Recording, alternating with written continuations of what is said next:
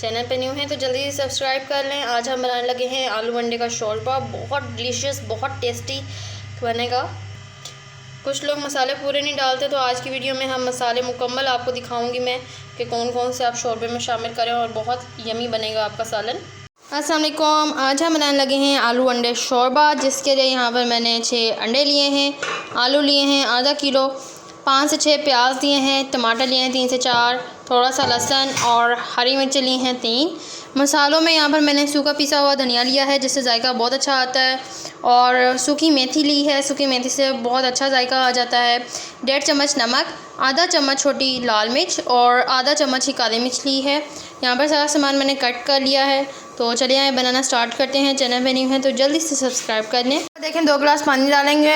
आलू, प्याज, टमाटर, हरी मिर्च अच्छे तरीके से पकाएंगे। पहले अंडे उबाल कर फिर शामिल करेंगे। यहाँ पर मैंने मसाला डाल के शोरबे को अच्छे तरीके से पका लिया है।